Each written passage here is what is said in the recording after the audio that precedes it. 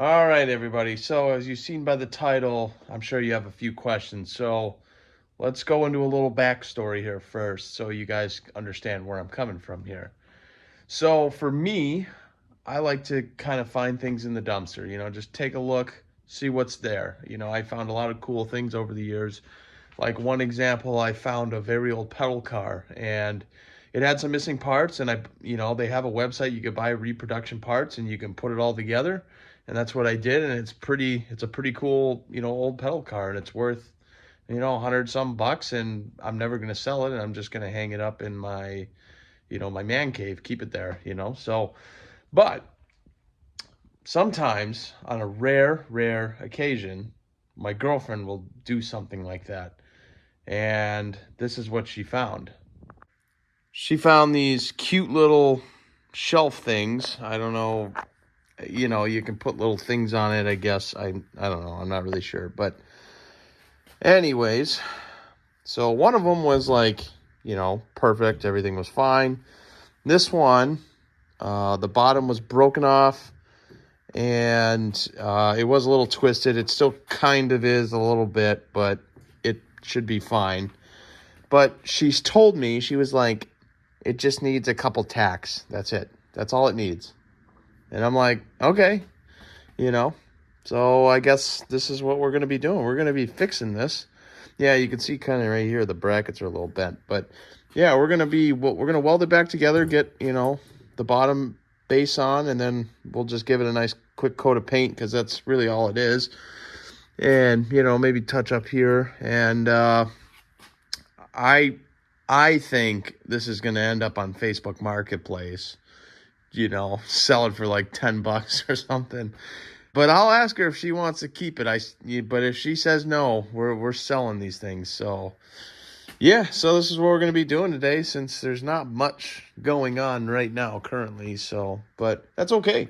We can mix it up, work on different things, and I'm all cool with that. So, alrighty, let's get the welder out and some tools, and then we'll try to get this bottom plate welded back on right away.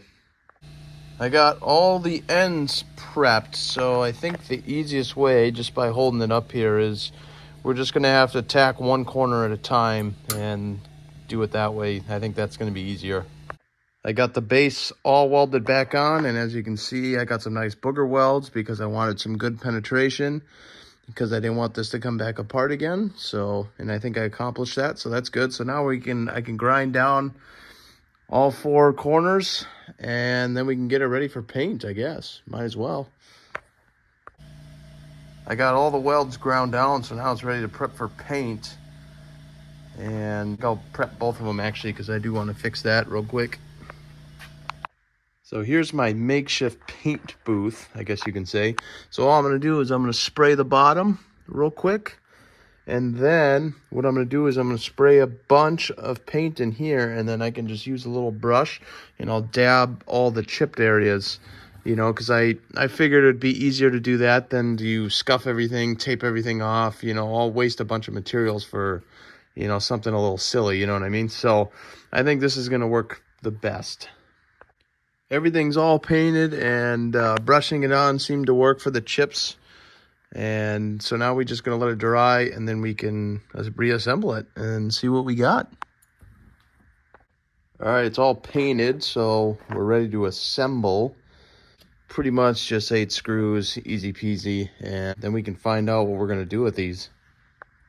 Officially all back together, and it looks great, matches. Let's see what we're going to do with these now, huh?